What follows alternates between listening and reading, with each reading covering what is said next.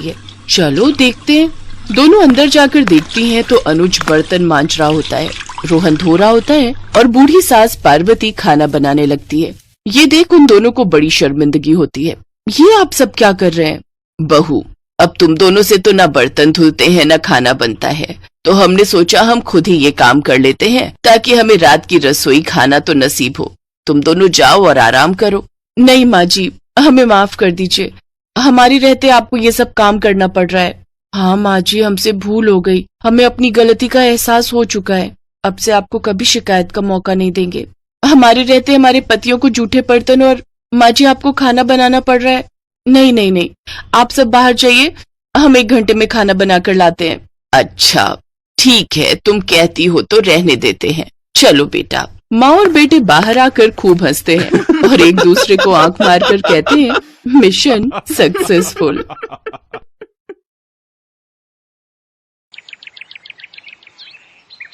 एक रोज शाम के वक्त हिना अपनी माँ के साथ बैठी हुई होती है। तभी वो अपने फोन में अपनी माँ को एक लड़की की फोटो दिखाते हुए कहती है, माँ ये देखो, ये लड़की कितनी मॉडर्न एंड टॉल है, ये मेरे भैया के साथ एकदम फिट बैठेगी। तभी उस घर की बड़ी बहू मानसी वहां आती है। चलिए माँ जी, हिना दीदी खाना लग गया है। बहू यहाँ तो आ, ये देख हम तेरे देवर के लिए रिश्ता.com की साइट पे लड़की ढूंढ रहे हैं जो कि सुंदर होने के साथ साथ अमीर भी है। अब तेरे गरीब मायके वालों ने दहेज के नाम पर 1-2 चीज पकड़ा दी बस, इसलिए अब मैं अपनी छोटी बहू अमीर खानदान की लाऊंगी जो कि भर भर कर दहेज लाए। हाँ, वो अपनी बड़ी बहू को ताने दे ही रही थी कि तभी उसका छोटा बेटा हितांश एक मॉडर्न लड़की के साथ घर आता है। उन दोनों के गले में वरमाला डली हुई थी। हितांश बेटा, ये लड़की कौन है? माँ ये जूली है और हम दोनों ने शादी कर ली है। क्या तुम दोनों ने शादी कर ली? मैं नहीं मानती इस शादी को। हाँ तो किसे फर्क पड़ता है आपके मानने या ना मानने से? वैसे भी वो कहावत तो आपने सुनी ही होगी कि जब मियाँ बीबी राजी तो क्या करेगा काजी। मैं जानती हूँ, जरूर इस डायन ने ही तुझे भड़काया होगा। मैं इस डायन को हरगिज अपनी बहू नहीं मानूंगी। भले ही आप ना मानो, लेकिन लीगली तौर पर मैं ही तो हूँ आपकी बहू। इसलिए अब जल्दी से जाइए और आरती की थाली लाकर मेरा गृह प्रवेश कीजिए। सास बेमन से अपनी नई बहू का स्वागत करती है। जूली हितांश के साथ अपने कमरे में चली जाती है। हे राम, माँ अपनी इस नई छैल छबीली के तेवर देखे, इसके तो रंग ढंग ही अलग है, बड़ा ही घमंड है इसमें। तू चिंता मत कर बेटी, कल इसका ससुराल में पहला दिन है, तुम देखना अगर मैंने भी इसका घमंड चूर चूर नहीं किया तो। अगले दिन सुबह हितांश के पिता यानी जूली के ससुर अपनी पत्नी से कहते हैं, विमला देखो तो, सुबह के 10 बजने को हैं और ये नई बहू अभी तक अपने कमरे में सोई पड़ी है और आज इसका रसोई में पहला दिन है और ये अभी तक अपने कमरे में है। तुम रुको जी, अभी मैं इसकी खबर लेती हूँ। नई बहू, अरे ओ नई बहू। कुछ देर बाद जूली वहां आती है।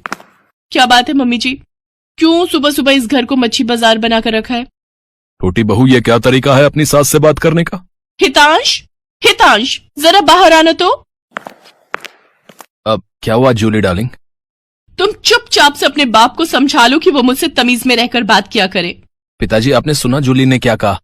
नालायक, इस दिन के लिए पैदा किया है क्या तुझे कि तू अपनी बीवी का जोरू का गुलाम बन जाए? बस आपसे ही सीखा है पिताजी। जूली की सास खाने की लिस्ट नई बहू के हाथ में देती है और कहती है, ये ले, ये तेरी पहली रसोई की लिस्ट है। आज तुझे ये सब खाना हम सबके लिए बनाना है। और हाँ, उसके बाद किचन की साफ सफाई भी कर देना। सासू माँ, ना तो मैं खाना बनाऊंगी और ना ही सफाई करूंगी। बहू आई है घर में, कोई काम वाली बाई नहीं जो उसे आते ही काम बता दिए। भले ही ससुराल में मेरा पहला दिन हो, लेकिन इस पहले दिन से अब आप लोगों की जिंदगी बदलने वाली है। तो मेरी प्यारी ननद जी, पहले तो आप इस घर की साफ सफाई करोगी और सासू माँ आप बनाएंगी खाना, और वो भी मेरी पसंद का। मैं ये सब नहीं करूंगी, समझी? देवरानी जी, ये सब क्या कह रही हैं आप? हम इस घर की बहू हैं और ससुराल वालों का ख्याल रखना हमारा फर्ज है। जेठानी जी, इन जैसे फर्जी लोगों के लिए काहे का फर्ज? इनके साथ तो यही होना चाहिए।